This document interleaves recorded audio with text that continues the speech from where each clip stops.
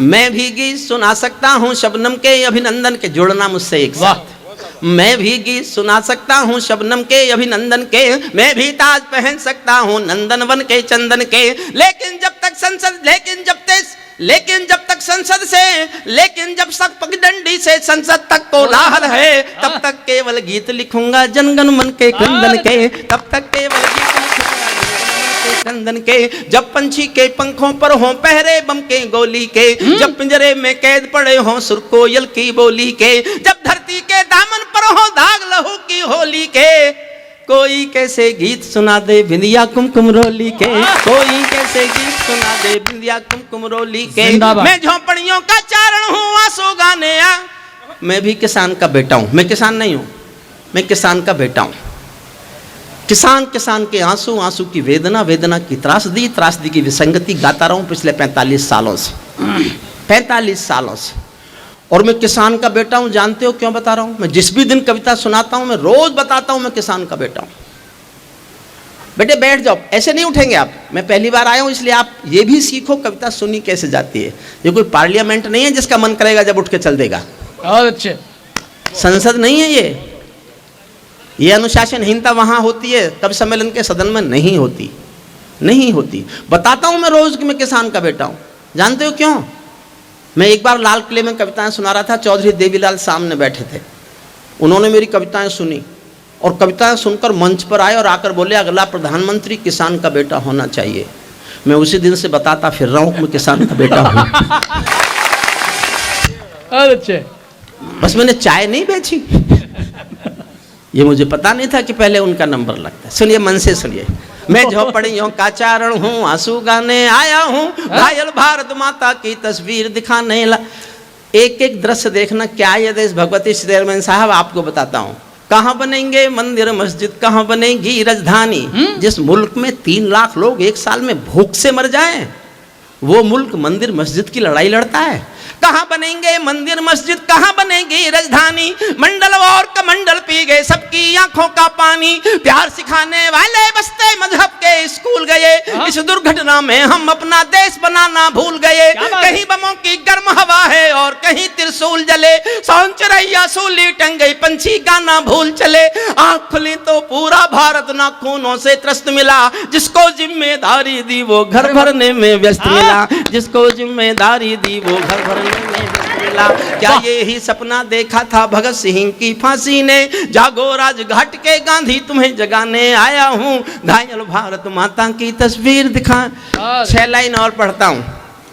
छठी पंक्ति आपके दिल में तीर की तरह चुभ जाए तो तालियां उठाना। छठी पंक्ति, एक लाइन गाने के लिए मैंने 5 लाइन जोड़ी हैं। अंधकार, हरिओम पमार कवि का नाम नहीं है, एक आग का नाम है हरिओम पमार।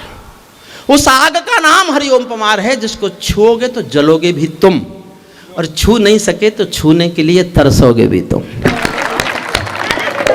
छठी पंक्ति दिलों में तीर की तरह चुभे तो आपकी तालियां आसमान तक उठना चाहिए। मैं अपने छोटे भाइयों के, उनके ओज की कविताओं के लिए, मनवीर हों चाहे अमित हों, उनको बहुत प्यार से समर्पित करता हूँ। अंधकारों में समा गए जो तूफानों के बीच जले।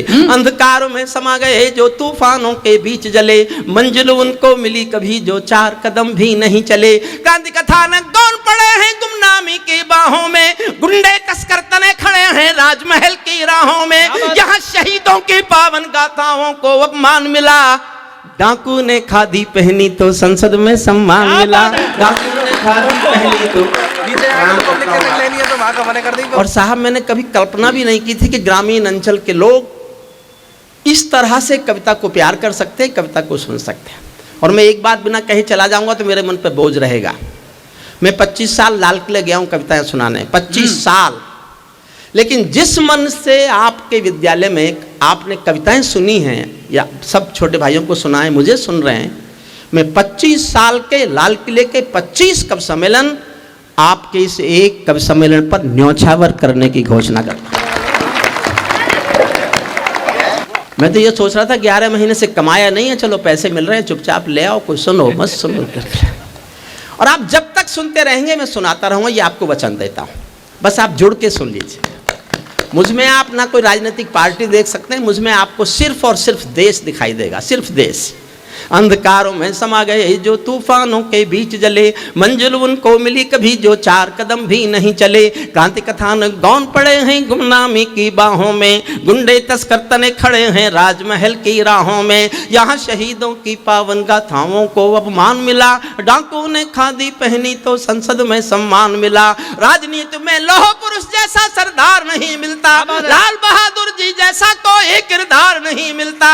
मैं कहने की हिम्मत करूंगा और आप लोग शहीदों के परिवारों को सम्मानित करने वाले, आप भी देवताओं के पुजारी लोग, हिम्मत करना मेरी बात का समर्थन करने का। राजनीति में लौह पुरुष जैसा सरदार नहीं मिलता, लाल बहादुर जी जैसा कोई किरदार नहीं मिलता। ऐरे गहरे नथु खैरे तंत्री बनकर बैठे हैं, जिनको जेलों में होना था मंत्री बनकर बैठे हैं, जिनको जेलों में होना था मंत्री बनकर बैठे हैं। मैंने देशद्रोहियों का अभिनंदन होते देखा है, मैंने देशद्रोहियों का अभिनंदन होता देखा है। भगत सिंह का रंग बसंती चोला रोते देखा है। लोकतंत्र का मंदिर भी लाचार बनाकर डाल दिया, कोई मछली बिकने का बाजार बनाकर डाल दिया। अब जनता को संसद भी प्रपंच दिखाई देती है, नौटंकी करने वालों का मंच दिखाई देती है, नौटंकी करने वालों। गांधी जी के सपनों का ये कैसा देश बना डाला, चाकू चोरी चीर हरण वाला परिवेश बना डाला। हर चौराहे से आती हैं आवाजें संतरासों की, पूरा देश नजर आता है मंडी ताजा लाशों की। वे सिंहासन चला रहे हैं गांधी जी के नारों से, मदिरा की बदबू आती है संसद की दीवारों से, मदिरा की बदबू आती है संसद की दीवारों से। अखबारों में रोज खबर है चरमपंथ के हमलों की, आंगन की तुलसी दासी है नागफनी के गमलों की। फिर समर्थन चाहता हूं चौथी पंक्ति पर सुनना। अखबारों में रोज खबर है चरमपंथ के हमलों की, आंगन की तुलसी दासी है नागफनी के गमलों की। हत्याओं की अपहरणों की स्वर्णमयी आजादी है, रोज गोडसे की गोली के आगे कोई गांधी है। संसद के सीने पर खूनी दाग दिखाई देता है, पूरा भारत जलियांवाला बाग दिखाई देता है, पूरा भारत जलियांवाला बाग दिखाई, पूरा भारत जलियांवाला बाग दिखाई देता है। जब कोयल की डोली गिद्धों के घर में आ जाती है। शुद्ध राजनीति पे बोल रहा हूं, शुद्ध राजनीति पे, लेकिन आप मुझे पकड़ नहीं सकते कि मैं कहां बोल रहा हूं। जब कोयल की डोली गिद्धों के घर में आ जाती है, तो बगला भक्तों की टोली हंसों को खा जाती है। जब जब भी जय चंदों का अभिनंदन होने लगता है, तब तब सांपों के बंधन में चंदन रोने लगता है, तब तब सांपों। देखिए, इस कविता को मैं यहीं खत्म कर छोड़ देता हूँ। मैंने केवल आपको तैयार किया है एक बहुत जरूरी कविता सुनाने के लिए। मुझे मनवीर ने भी कहा और संचालक का कहना मान लेना चाहिए, क्योंकि संचालक कब सम्मेलन का सुहाग होता है, इसे उजाड़ना नहीं चाहिए। नहीं, अगर सुहाग ऐसा ही होता है तो उजाड़ने में भी क्या बुराई है। बहुत अच्छे। मुरसानी जी, मनवीर जी, अमित जी, मोनिका जी, आप भी मेरी कविता पर ताली बजाओ। मैंने तुम्हारी उन कविताओं पर बहुत ताली बजाई जो मेरी समझ में नहीं आई। एक बात बताओ, जब इतना ही जी लगाना तो अब क्यों लगा रहे हो, उस समय टाइम पे लगा लेते। अच्छा, ये कहते हैं बड़ा दुख होता होगा तुम्हें कुंवारे रहने का, मगर बिल्कुल नहीं है। आगने वाली परंपरा में चाहे प्रधानमंत्री बने चाहे मुख्यमंत्री बने, बनेगा कुंवारा ही। तो मैं तो दिल्ली की ओर मुँह करके सोता हूँ, मुझे क्या कष्ट। आने वाली परंपरा आपको जानते हैं, बंगाल का मुख्यमंत्री मेरे जैसी, यूपी का मुख्यमंत्री मेरे जैसा, असम का मुख्यमंत्री मेरे जैसा, और हरियाणा का मुख्यमंत्री मेरे जैसा, उड़ीसा का मुख्यमंत्री मेरे जैसा, और भविष्य में तो तय हो जाएगा कि जो होगा वो ही होगा। सुनिए, एक कविता सुनाने का मन है, क्योंकि जिन शहीदों के परिवारों को आपने सम्मानित किया है, अभी मुझे याद आया कि उस कविता को मैं यहाँ नहीं पढ़ूंगा तो मेरा आज का कविता पाठ पूरा नहीं हो सकता। हमारे देश के एक बड़े क्रांतिकारी शहीद हुए चंद्रशेखर आज़ाद। उत्तर प्रदेश में एक ऐसी मुख्यमंत्री आई थी जिन्होंने चंद्रशेखर आज़ाद को पब्लिकली आतंकवादी कहा था। चंद्रशेखर आज़ाद के नाम के विद्यालय का पत्थर हटाकर किसी और के नाम का लगाया। एक पत्रकार ने शिकायत की तो घूम के गुस्से में बोली, कौन चंद्रशेखर आज़ाद, वो आतंकवादी। और इससे भी दुख की बात यह है कि जब उन्होंने ऐसा किया तब वो अपने बल पर मुख्यमंत्री नहीं थी, भारतीय जनता पार्टी के समर्थन से मुख्यमंत्री थी। मैंने भानु प्रताप शुक्ल का लेख पढ़ा तो मैंने सोचा 2-3 दिन में भाजपा वाले माफी मंगवाएंगे, लेकिन कोई बोला ही नहीं। मैं उन दिनों अटल जी अडवाणी जी से मिल लिया करता था, मेरे दोनों बहुत प्रिय श्रोता रहे। मैं शिकायत लेके उनके पास गया कि आपके समर्थन के मुख्यमंत्री हिंदुस्तान में चंद्रशेखर आजाद को आतंकवादी कहेगी। दोनों ने कोई जवाब नहीं दिया, दोनों चुप बैठे रहे। तो मैंने कहा आपकी चुप्पी आपकी मजबूरी होगी, मेरी कोई मजबूरी नहीं है। मैं एक कविता लेकर जनता के बीच बोलने जा रहा हूँ। और मैं बोलने के लिए निकल गया, क्योंकि आज आपने शहीदों के परिवारों का सम्मान किया तो आपका वो मन, आपका वो एहसास। तो मैंने एक कविता लिखी और केवल इसलिए लिखी कि मैं देश की राजनीति से अनुरोध करता हूँ, आप मत करो शहीदों का सम्मान, कम से कम उनका अपमान करने की हिम्मत मत करो, उनका अपमान मत करो। कविता सुनिए मन से। इसके बाद मैंने एक शहीदों पर कविता लिखी है जो मेरे जीवन की सबसे अच्छी कविता है। शहीद परिवारों के सम्मान में मैं उसको पढ़ूंगा, तब कब सम्मेलन समाप्त करेंगे। मन तो मेरा भी करता है झूमू नाचूं गाऊं मैं, आज़ादी की सौगातों पर 100 गीत सुनाऊं मैं, लेकिन शबनम वाला वातावरण कहाँ से लाऊं मैं, मेघ मल्हारों वाला अंतःकरण कहाँ से लाऊं मैं दामन में दर्द तुम्हारे अपने लेकर बैठा हूँ, आज़ादी के टूटे फूटे सपने लेकर बैठा हूँ। 2 पंक्तियां समझ कर दाद देना। मैं दामन में दर्द तुम्हारे अपने लेकर बैठा हूँ, आजादी के टूटे फूटे सपने लेकर बैठा हूँ। घाव जिन्होंने भारत माता को गहरे दे रखे हैं, उन लोगों को जैड़ सुरक्षा के पहरे दे रखे हैं, उन लोगों को जैड़ सुरक्षा के पहरे दे रखे हैं। जो भारत को बर्बादी की हद तक लाने वाले हैं, वे ही स्वर्ण जयंती का पैगाम सुनाने वाले हैं। यहाँ से कविता शुरू करता हूँ। आजादी लाने वालों का तिरस्कार तड़फाता है, आजादी लाने वालों का तिरस्कार तड़फाता है, बलिदानी पत्थर पर थूका बार बार तड़फाता है, इंकलाब की बलबेदी भी जिससे गौरव पाती है। आजादी में उस शेखर को भी गाली दी जाती है, आजादी में उस शेखर को भी गाली दी जाती है। मैं दिनकर की परंपरा का चारण हूँ, भूषण की शैली का अल्प उदाहरण हूँ, इसीलिए मैं दरबारों के गीत नहीं गा सकता हूँ। मैं पीड़ा की चीखों में संगीत नहीं ला सकता हूँ, मैं पीड़ा की चीखों में संगीत। ध्यान देना, मैं तो रोया था लिखते समय, आपको कैसा लगेगा मैं नहीं जानता। इससे बढ़कर और शर्म की बात नहीं हो सकती थी, इससे बढ़कर और शर्म की बात नहीं हो सकती थी, आजादी के परवानों पर घात नहीं हो सकती थी। कोई बलिदानी शेखर को आतंकी कह जाता है, पत्थर पर से नाम हटाकर कुर्सी पर रह जाता है। पत्थर पर सलूट करता हूँ सवाल। वाह वाह वाह, मेरे प्रणाम पहुंचे आप तक। ग्रामीण अंचल में महानगर से अच्छे पहली बार ये महसूस हुआ कि महानगरों में केवल धन कविता सुनता है और इन ग्रामीण अंचलों में मन कविता सुनता है। ये एहसास लेके जा रहा हूँ आपके पास। बहुत बहुत बहुत अनुभूति मेरी। मनवीर, तुझे छोटे भाई को बहुत बहुत साधुवाद कि मुझे जिद करके यहाँ ले आया, जिद करके ले आया। इससे बढ़कर और शर्म की बात नहीं हो सकती थी, आजादी के परवानों पर घात नहीं हो सकती थी। कोई बलिदानी शेखर को आतंकी कह जाता है, पत्थर पर से नाम हटाकर कुर्सी पर रह जाता है। गाली की भी कोई सीमा है, कोई मर्यादा है, ये घटना तो देशद्रोह की परिभाषा से ज्यादा है। मेरी आंखों में पानी है, सीने में चिंगारी है, राजनीति ने कुर्बानी के दिल पर ठोकर मारी है। सारे वतन पुरोधा चुप थे, कोई कहीं नहीं बोला, लेकिन कोई ये ना समझे कोई खून नहीं खोला। सुनकर बलिदानी बेटों का धीरज डोल गया होगा, मंगल पांडे फिर शोणित की भाषा भूल गया होगा। वाह, कविता का सौंदर्य ये है, जब गाली मिली होगी चंद्रशेखर आजाद को, शहीदों की आत्मा ने सुनी होगी, उन शहीदों की आत्मा पर क्या गुजरी, ये कविता का सौंदर्य बोध है। आपका बहुत प्यार मांगता हूं सुनने।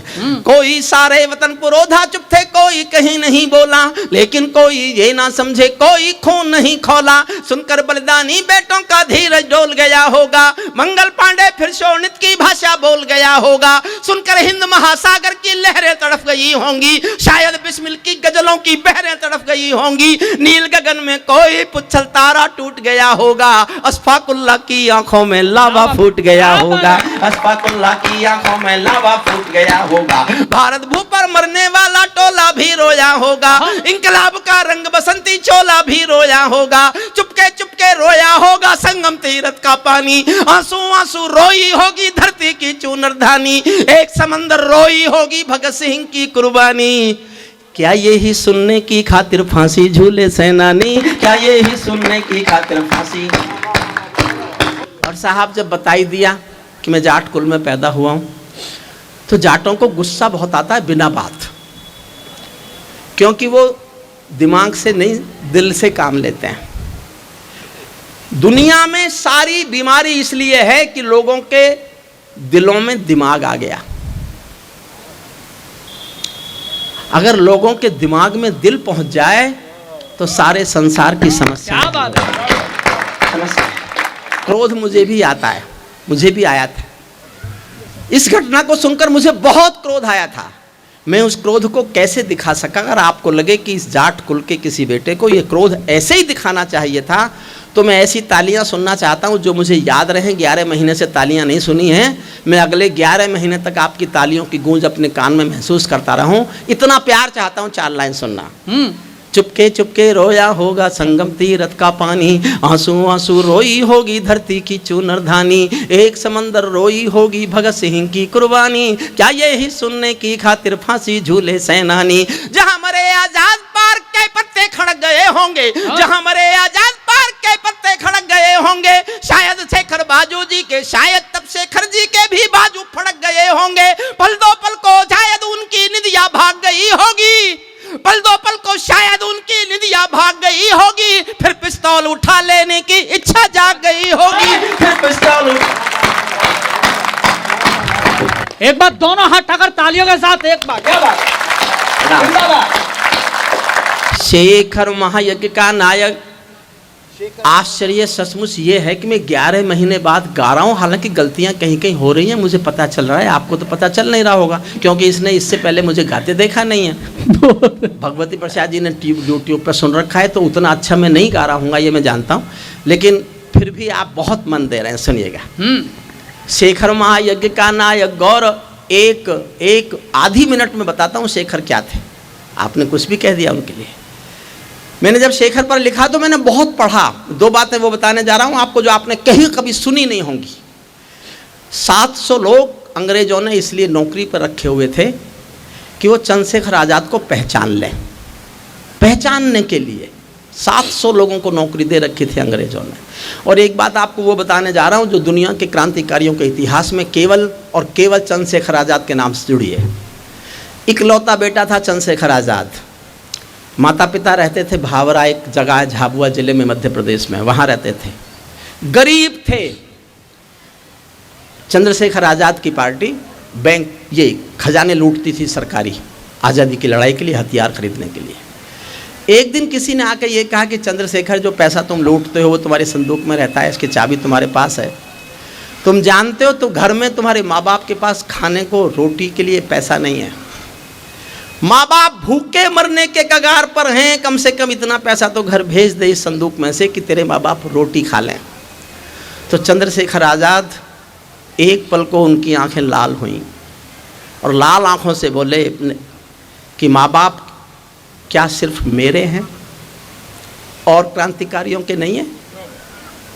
इस संदूक में से तो एक पैसा दूंगा नहीं, लेकिन तुम मेरे माँ बाप को खाना नहीं खिला सको तो आके बताना, मैं किसी दिन आऊँगा रात के अंधेरे में और अपने माँ बाप के सीने में अपनी पिस्तौल की 2 गोली उतार के चलाऊँगा। उसको आतंकवादी बताएगी राजनीति, उसको। तब सुनना, शेखर महायज्ञ का नायक गौरव भारत भूखा है, जिसका भारत की जनता से रिश्ता आज लहू का है, जिसके कारण त्याग अलौकिक माता के आंगन में था, इकलौता बेटा होकर भी आजादी के रण में था, जिसको खूनी मेहंदी से भी देह रचाना आता था, आजादी का योद्धा केवल चले चबे ना खाता था। अब तो नेता पर्वत सड़कें शहरों को खा जाते हैं और पुलों के शिलान्यास में नहरों को खा जाते हैं। अब तो नेता पर्वत शहरों को खा जाते हैं और पुलों के शिलान्यास में नहरों को खा जाते हैं। आजादी के कारण जो गोरों से बहुत लड़ी है जी, शेखर की पिस्तौल किसी तीरथ से बहुत बड़ी है जी, शेखर की पिस्तौल किसी। और कोई भाजपा के यहाँ हो तो बुरा भी माने तो माने। जब मैंने अटल जी को, अडवाणी जी को बुरा मनवा दिया तो आप क्या हैं? लेकिन मेरी ईमानदारी देखना, ईमानदारी। जो भारत माता की जय के इनके समर्थन से थी, इसलिए मेरा इन पर गुस्सा ज्यादा है, क्योंकि ये राम का नाम ज्यादा लेते हैं।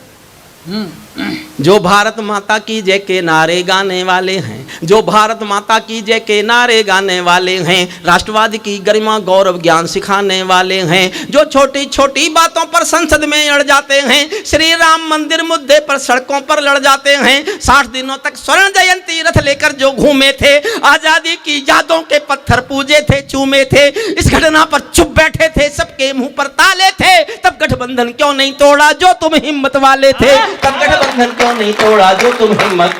और 2 लाइन और पढ़ता हूं, दाद दो तो हिम्मत से देना, मैंने हिम्मत से लिखा है, और जब वो मुख्यमंत्री थी तभी लिखा था, तभी लिखा था, जब उनसे सब डरते थे, अब तो कौन डरे उनके सिवा।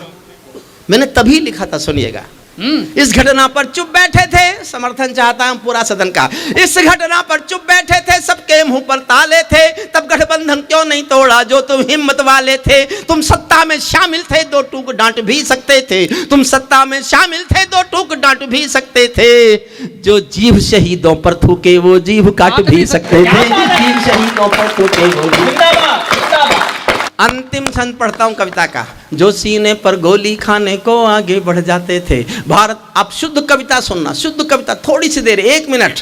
जो सीने पर गोली खाने को आगे बढ़ जाते थे, भारत माता की जय कहकर फांसी पर चढ़ जाते थे, जिन बेटों ने आज़ादी के लिए जवानी दे डाली, आज़ादी के हवन कुंड के लिए कहानी दे डाली, दूर गगन के तारे उनके नाम दिखाई देते हैं, दूर गगन के तारे उनके नाम दिखाई देते हैं, उनके स्मारक भी चारों धाम दिखाई देते हैं, उनके स्मारक भी चारों धाम दिखाई देते हैं, वे देवों की लोकसभा के अंग बने बैठे होंगे। मैं उनका स्थान बता रहा हूं, और तुम्हारा तो सबको पता है ही। कविता की सबसे अच्छी पंक्ति, वे देवों की लोकसभा के अंग बने बैठे होंगे, वे सतरंगी इंद्रधनुष के रंग बने बैठे होंगे, उन बेटों की याद भुलाने की नादानी करते हो, इंद्रधनुष के रंग चुराने की नादानी करते हो, इंद्रधनुष के रंग चुराने की नादानी करते हो, जिनके कारण ये भारत आजाद दिखाई देता है, अमर तिरंगा उन बेटों की याद दिखाई देता है, उनका नाम जुबां पर लो तो पलकों को झपका लेना, उनकी यादों के पत्थर पर 2 आंसू टपका देना, उनकी यादों के पत्थर पर 2 आंसू टपका देना, जो धरती में मस्तक बोकर चले गए, दाग गुलामी वाला धोकर चले गए, मैं उनकी पूजा की खातिर जीवन भर गा सकता हूँ, मैं सूरज का बेटा तम के गीत नहीं गा सकता हूँ, मैं पीड़ा की चीखों में। मैं 4 मिनट और मांगता हूँ सब आपसे, है ना अनुमति, इजाजत है ना? है, सब है। मैं शहीदों पर एक 4 मिनट की कविता सुनाना चाहता हूँ। जैसे आपने अपने यहाँ बेटों का सम्मान किया, जैसे मैंने कहा कि मैं देश के वो सैनिक जो वर्दी में हैं, और देश के वो पुलिस वाले भी जो वर्दी में हैं, जो रक्षा कर रहे हैं, उनसे बड़ा देवता कोई है नहीं, उनसे बड़ा कोई देवता हो नहीं सकता। मेरा बहुत पहले से सरकार को प्रस्ताव है कि हिंदुस्तान में जो फौज पे लड़ता है उस पर इनकम टैक्स नहीं लगना चाहिए। फौज के लिए लड़ता है, देश के लिए लड़ता है, उसको इनकम टैक्स से अलग कर देना चाहिए। कम से कम हम इतनी सेवा तो उनकी कर सकते हैं। मैं बहुत दिन से चल रहा था कैंटीन की, पार्लियामेंट की कैंटीन की सब्सिडी बंद करो, हो गई, इस बार हो गई, सब्सिडी बंद हो गई। अभी तो कई चीज़ और बंद करानी है। मैं 29 साल कश्मीर रोता रहा। 5 अगस्त को वो हुआ जो मैं 29 साल से रो रहा था। शहीदों पर एक कविता सुन लीजिए, समय नहीं है वरना मैं आपको और बहुत सुनाता। इस बीच कोई ना उठे, मेरा अनुरोध है हाथ जोड़कर कि प्लीज़ 5 मिनट मुझे कुल चाहिए, और कृपया उन 5 मिनटों में कोई ना उठे बस। मैं केशव का 5 जन्म भी गहन मौन में खोया हूँ। मैं वीर रस का कवि हूँ। गीत मेरी विधा नहीं है, गीतकार मोनिका जी बैठी हुई हैं, लेकिन हर किसी के भीतर कहीं और भीतर एक छोटा सा गीतकार होता तो होगा। मेरे अंदर भी होगा, जो कैप्टन मनोज तलवार की शव यात्रा में अंकुरित हो गया। उसमें से छोटा सा अंकुर निकल आया, उसी छोटे से अंकुर की है ये कविता सुनिए। मैं ताजों के लिए समर्पण वंदन गीत नहीं गाता, दरबारों के लिए कभी अभिनंदन गीत नहीं गाता, गौन भले हो जाऊं लेकिन मौन नहीं हो सकता मैं। और एक पंक्ति समझना, मेरे पूरे जीवन की पंक्ति है ये, मेरे पूरे जीवन का जीवन दर्शन है। मुझे समझना हो तो एक पंक्ति समझ लो, मैं ताजों के लिए समर्पण वंदन गीत नहीं गाता, दरबारों के लिए कभी अभिनंदन गीत नहीं गाता, गौन भले हो जाऊं लेकिन मौन नहीं हो सकता मैं, पुत्र मोह में शस्त्र त्याग कर द्रोण नहीं हो सकता मैं, पुत्र मोह में शस्त्र त्याग कर द्रोण नहीं हो सकता मैं। कितने ही पहरे बैठा दो मेरी क्रुद्ध निगाहों पर, मैं दिल्ली से बात करूंगा भीड़ भरे चौराहों पर, मैं दिल्ली से बात करूंगा भीड़ भरे चौराहों पर, कभी किसी भी प्रलोभन में मेरी कलम नहीं बिकती और किसी भी डर के आगे दिन को रात नहीं लिखती। मैं शब्दों की क्रांति ज्वाल हूं, वर्तमान को गाऊंगा, जिस दिन मेरी आग बुझेगी मैं उस दिन मर जाऊंगा, जिस दिन मेरी आग बुझेगी मैं उस दिन मर। देखिए हंसना बुरी बात नहीं है, हंसना कोई बुरी बात नहीं है। हमारा इन्होंने कहा ना हंसी कोई देशभक्ति केवल वीर रस में नहीं होती, हंसी में भी हो सकते। एक आगरे में ताजमहल देखने आया अमेरिका का आदमी, गाइड से उसने पूछा इस बड़ा खूबसूरत ताजमहल है कितने दिन में बनाया आपने इसको? गाइड बोला 22 साल लगे बनाने में। तो अमेरिकन बोला इतने आलसी हो, इतने कामचोर हिंदुस्तानी, इतना ताजमहल बनाने में 22 साल लगा दिए। गाइड को लगा कि कहाँ गलती हो गई भाई, इसको तारीफ करनी चाहिए थी, ये तो ताना मार के चला गया। चलो कोई बात नहीं, अगले दिन उसको कुतुब मीनार दिखाने ले गया। तो उसने वो कहा अमेरिकन ने कि इतनी ऊंची इतनी अच्छी कुतुब मीनार मुझे कल क्यों नहीं दिखाई? गाइड ने सोचा बदला ले लो, उसने कहा कल कहाँ से दिखा था, आज रात को बनाइए। अच्छा ये भी देशभक्ति है, बचा लिया उसने देश का। हाँ ये मुझे इसी ने बताया, सबरस नहीं महसूस सबरस भाई देख जाट तो मैं भी हूँ पर इतना नहीं हूँ। बस अब सिर्फ कविता सुनाऊंगा, मेरे पास जो सबसे अच्छा है वो मैं आपको सुनाने जा रहा हूँ। पूज्य महाराज जी आपके आशीष मिले आखिर तक, हम बहुत बहुत आभारी हैं। इस संतों ने अगर इस देश में आचरण का, सद्भावना का, गुलाब जल छिड़कना बंद कर दिया होता तो हमारी संस्कृति न जाने कहाँ टूटती। देखिए एक बात समझिए, राजनीति को भूल जाइए, ये काम किसी भी सरकार का है, भाजपा की हो, कांग्रेस की हो, समाजवादी पार्टी की हो, मायावती जी किसी की भी हो, ये काम सरकारों का है कि सड़कें कैसे सुंदर बनेंगी, देश में नदियाँ कैसे साफ होंगी, देश में और कैसे अच्छा वातावरण मिलेगा, क्या सस्ता मिलेगा क्या महंगा मिलेगा, ये सरकारों का काम है कि वो कैसे अच्छा होगा। लेकिन देश के आदमी की इंसानियत कैसे अच्छी होगी, ये अदब का काम है, कविता का काम है, साहित्य काम है। इस काम को सरकार नहीं करेगी, इस काम को हम करेंगे। ये काम हमारा करने का, सरकार के करने का नहीं है, किसी के सरकार के करने का नहीं है। हम 1/135 करोड़ हर कोई हिंदुस्तान है, 135 करोड़ का बटा 1 हर कोई है, हम ये अपना महत्व समझें। सुनिए, मैं केशव का 5 जन भी गहन मौन में खोया हूँ, उन बेटों की याद कहानी लिखते लिखते रोया हूँ, उन बेटों की याद कहानी लिखते लिखते रोया हूँ, जिस माथे की कुमकुम बिंदी वापस लौट नहीं पाई, चुटकी झुमके पायल ले गई कुर्बानी की यमराई, कुछ बहनों की राखी जल गई है बर्फीली घाटी में, वेदी के गठबंधन मिल गए हैं करगिल की माटी में, पर्वत पर कितने सिंदूरी सपने दफन हुए होंगे, 20 बसंतों के मधुमासी जीवन हवन हुए होंगे, टूटी चूड़ी धुला महावर रूठा कंगन हाथों का, कोई मोल नहीं दे सकता बसंती जज्बातों का, कोई मोल नहीं दे, टूटी चूड़ी धुला महावर रूठा कंगन हाथों का, कोई मोल नहीं दे सकता बसंती जज्बातों का, जो पहले पहले चुंबन के बाद लाम पर चला गया।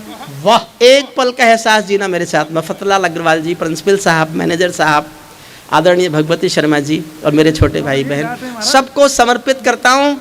जो पहले पहले चुंबन के बाद लाम पर चला गया, नई दुल्हन की से छोड़कर युद्ध काम पर चला गया, उनको भी मीठी नींदों की करवट याद रही होगी, खुशबू में डूबी यादों की सलवट याद रही होगी, खुशबू में डूबी यादों की सलवट। और मैं अपने जीवन की सबसे अच्छी पंक्ति पढ़ने जा रहा हूँ। मैं एक पंक्ति का कवि हूँ, ये मेरा सूक्ष्म अहंकार नहीं है कहना, ये मैं अहंकार में नहीं कह रहा कि मैं एक ही पंक्ति का कवि हूँ, ये मैं दिल से सच बोल रहा हूँ। मैंने एक पंक्ति अच्छी लिखी है, मुझे बहुत तालियों से सहेज देना, बहुत तालियों से प्यार करना। मैंने ऐसी एक पंक्ति और लिख ली तो मैं घोषणा कर दूंगा मैं कवि हो गया हूँ। हालांकि जाट कुछ भी घोषणा कर लें, उसे कुछ भी मान लें, कवि तो नहीं मानता कोई। बोले जाट और कवि, पता नहीं, वो समझते हैं हमें सिर्फ लड़ना चाहिए और कुछ करना नहीं चाहिए। जबकि मैं इतना पढ़ा लिखा हूँ आदरणीय चेयरमैन साहब की, हिंदुस्तान में मेरी पहली LLD है पर्यावरण पर, क्या बात। पूरे हिंदुस्तान में।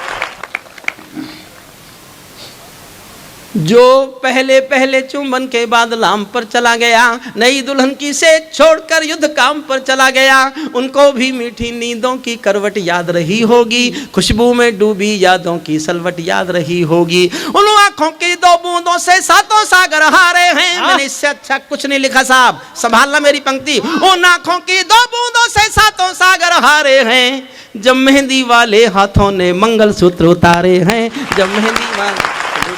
उन आंखों की 2 बूंदों से 7 सागर हारे हैं, जब मेहंदी वाले हाथों ने मंगलसूत्र उतारे हैं। गीली मेहंदी रोई होगी छुपके घर के कोने में, ताजा काजल छूटा होगा चुपके चुपके रोने में, जब बेटे की अर्थी आई होगी सोने आंगन में, शायद दूध उतरवाया हो बूढ़ी माँ के दामन में, शायद दूध उतरवाया हो बूढ़ी माँ के दामन में। वो विधवा पूरी दुनिया का, सारे संसार में कहीं परंपरा नहीं है, पूरे संसार के किसी मजहब में कि स्त्री अर्थी को कंधा दे।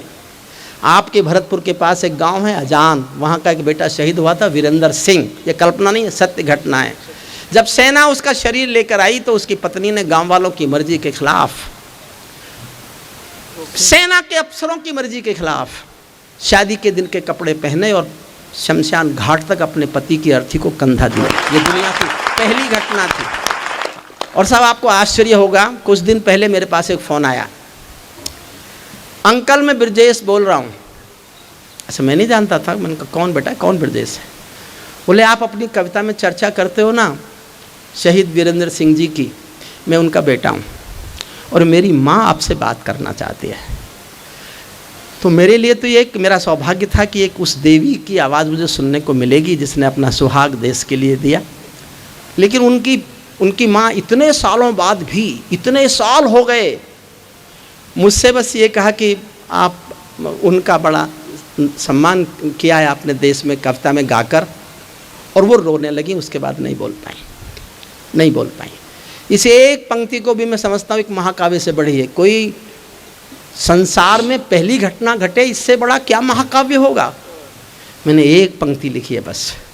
उन आँखों की 2 बूंदों से 7 सागर हारे हैं, उन आँखों की 2 बूंदों से 7 सागर हारे हैं, जब मेहंदी वाले हाथों ने मंगलसूत्र उतारे हैं। गीली मेहंदी रोई होगी छुपके घर के कोने में, ताजा काजल छूटा होगा चुपके चुपके रोने में, जब बेटे की अर्थी आई होगी सोने आंगन में, शायद दूध उतर आया हो बूढ़ी माँ के दामन में। वो विधवा पूरी दुनिया का बोझा सर ले सकती है, वो विधवा पूरी दुनिया का बोझा सर ले सकती है, जो अपने पथ की अर्थी को भी कंधा दे सकती है, जो अपने पथ की अर्थी को भी कंधा दे सकती है। मैं ऐसी हर देवी के चरणों में सिर झुकाता हूँ, इसीलिए मैं कविता को हथियार बना कर गाता हूँ, इसीलिए मैं कविता को हथियार बना कर गाता हूँ। जिन बेटों ने पर्वत काटे हैं अपने नाखूनों से, क्या बात है, वाह। सैनिक के शौर्य पर बोलता हूँ, शहीद परिवारों के जो लोग यहाँ हैं उनको सबको उनके चरणों में समर्पित करता हूँ। जब बेटों ने पर्वत काटे हैं अपने नाखूनों से, उनकी कोई मांग नहीं है दिल्ली के कानूनों से, जो सैनिक सीमा रेखा पर ध्रुव तारा बन जाता है, उस कुर्बानी के दीपक से सूरज भी शर्माता है। गर्म दहानों पर तोपों के जो सीने अड़ जाते हैं, उनकी गाथा लिखने को अंबर छोटे पड़ जाते हैं, उनके लिए हिमालय कंधा देने को झुक जाता है, कुछ पल को सागर की लहरों का गर्जन रुक जाता है, उस सैनिक के शव का दर्शन तीर्थ जैसा होता है, चित्र शहीदों का मंदिर की मूरत जैसा होता है, चित्र शहीदों का। अंतिम पंक्तियां सुनना साहब। क्या ये देश उन्हीं का है जो सीमा पर मर जाते हैं, क्या ये देश उन्हीं का है जो सीमा पर मर जाते हैं, अपना खून बहाकर टीका सरहद पर कर जाते हैं। ऐसा युद्ध वतन की खातिर सबको लड़ना पड़ता है, कोई युद्ध वतन की खातिर सबको लड़ना पड़ता है। संकट की घड़ियों में सबको सैनिक बनना पड़ता है। जो भी कौम वतन की खातिर मरने को तैयार नहीं, उसकी संतति को आजादी जीने का अधिकार नहीं, उसकी संतति। और अंतिम पंक्तियां सुनना, सैनिक अपने प्राण गंवा कर देश बड़ा कर जाता है।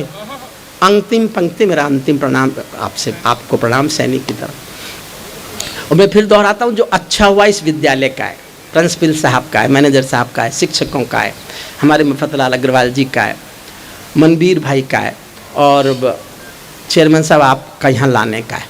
आखिरी पंक्ति मैंने, उसका अर्थ बहुत दूर तक है, बहुत दूर तक अर्थ है, और मैंने बहुत सोच समझ के लिखी, पढ़े लिखे होने का फ़ायदा उठाया। मैंने इस तरह की पंक्ति लिखी कि जो मेरे सामने कोई नेता कभी मिल भी जाए तो उसकी समझ में ना आए, और समझ में आ भी जाए तो इतनी देर में आए जब तक मैं निकल जाऊं। आप समझना उसका अर्थ कहाँ तक जाता है। अर्थ समझ जाओ तो समापन करना घनघोर तालियों से। सैनिक अपने प्राण गंवा कर देश बड़ा कर जाता है, सैनिक अपने प्राण गंवा कर देश बड़ा कर जाता है, बलिदानों की बुनियादों पर राष्ट्र खड़ा कर जाता है। जिनको माँ के बलिदानी बेटों से प्यार नहीं होगा, उन्हें तिरंगे को लहराने का अधिकार नहीं होगा। उन्हें बहुत बहुत धन्यवाद।